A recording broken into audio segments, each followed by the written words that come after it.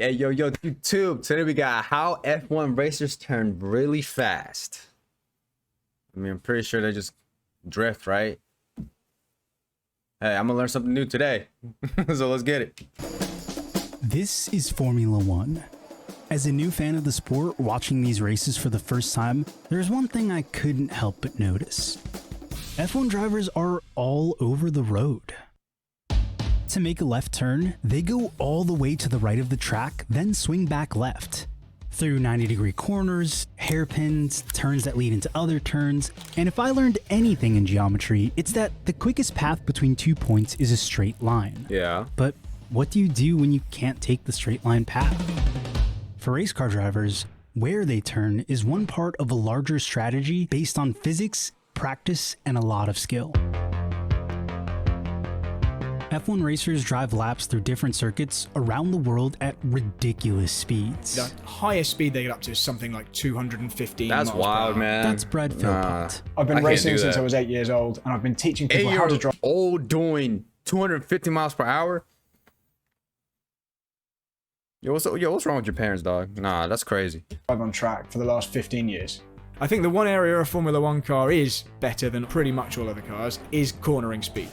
This is important because, unlike other big motorsports like NASCAR, which require drivers to travel in mostly a symmetrical oval, F1 circuits contain every kind of corner you can think of. And racers want to get through those corners It's fast. literally like a The Mario, racing line is purely map. and simply the fastest way through a corner or a set of corners. Like a if Mario, you had Mario Kart unlimited map, I grip meant. and the car wasn't just going to roll over, you would always hug the inside. You would always go the shortest possible distance. But the fact is that the more your steering wheel is turned, the less speed your tires can cope with. Hugging the inside track means you'd have to slow down pretty severely to avoid losing grip and sliding out. Really? Hugging the outside edge might theoretically let you go faster, but You would be going a lot further, like massively further, depending on the width of the track. and as you can see from these F1 simulator shots Brad showed me, You'd also have zero margin for error because if you had a fraction of understeer or oversteer, you're immediately on the grass and in the barriers.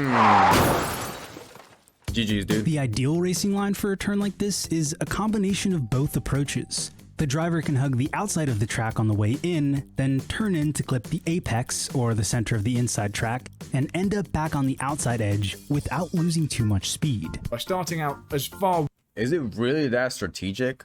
Holy crap. Really? Damn. wide as you possibly can, and then getting And then think about it. The other cars too might not let you do that. They might get in your way. Yo, so how do drivers win? I need to see a video about that. Like, what's their approach to strategy?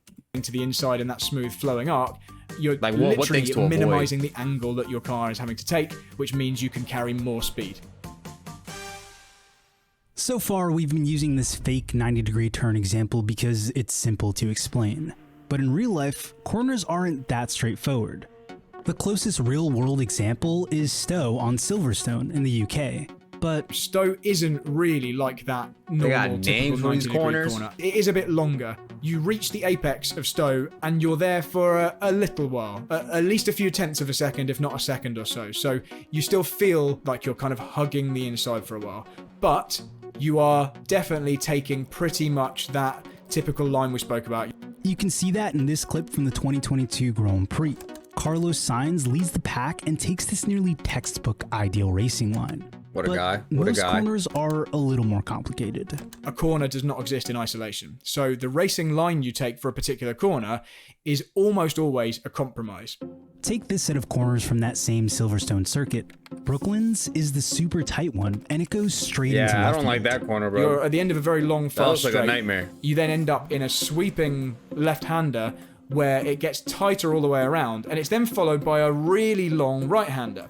So, judging by what we've been discussing so far, you'd probably say that you need to compromise your exit a little bit in the left-hander, so you wouldn't go all the way wide. However, in this example, you do almost the counterintuitive thing based on what we've already been learning. Luffield, There's a lot which of is the research second to corner, each the right-hander, is a very, race. very long right-hander, Like, over road. 180 degrees. It nullifies most of the benefit you would get from going wide and then cutting back towards it. It's not an apex that you kiss, like in our 90-degree right-hander example. You meet the inside and you have to stay there. By trying to compromise the initial left-hander, you're actually just wasting time, you're wasting distance. And this is why this is such a complicated thing and it doesn't have an easy answer. You can see all drivers having a slightly different approach to this particular set of corners in this clip from the 2022 Grand Prix. While the leading car tries to use the most ideal path, hugging the curves, the following cars are more spread out. And Yeah, did you catch that? That's not fair. These two cars almost collided, and to avoid it, this driver went They got off other the cars track, literally right next to screwing them. up his racing line entirely. Once you have to contend with other drivers, racing lines become a lot more complex. That's what I'm saying. What you have to do is compromise based on the track that's available to you. So you're still going to be going outside, inside, outside as much as you can, but that will be on maybe half the track width. If the weather is wet and rainy, that Bro, I done what's that shit called? Indoor racetrack, go-kart, whatever. That totally makes sense. Cause I used to be like squeezing through the turns and stuff, like being so close to it, you know what I mean? But now that I'm seeing this, I'm like, yo, I could be way much faster than I thought I was. Like I could join F1 one, you know what I mean? Like, yo, I need to do that. I need to go to a freaking go-kart place and try this out. Just try it out. Oh, dude, I'm excited, dude. I'm excited. I need to try this out. I need to try it out. adds even more complexity. Racers may compromise their line even further in search of areas of the track that have more grip. Formula One drivers are constantly making calculations to adapt to any condition and still Yeah, rain maintain a gotta good suck. racing line. And they can do that because they're not thinking of the line as they're driving. They just do it. If I went to pretty much every F1 track, even tracks I've never actually been to before, I would probably know pretty much where I want the car to be from driving on simulators or watching videos and all that kind of thing. So it's not a guess. Once race day arrives with Yo, all the its Rebel variables car and looks so cool rivalries, with the black and focus then is the no logo on longer it. on ideals. It's on the strategic compromises a racer is willing to make to get ahead of the competition. That's really what separates drivers. You've got various inputs that you're making as a driver: throttle input, braking, steering, changing gear, communicating with the pits, conversing with your engineers, strategy. But the biggest one of all of those is the steering. It is the line you're taking. Dude, they got freaking computer simulations and all this crap just to figure this shit out. I just really want to go out to a go-kart, man. Place and just test this theory out, you know, try it for myself. But hey, dope video.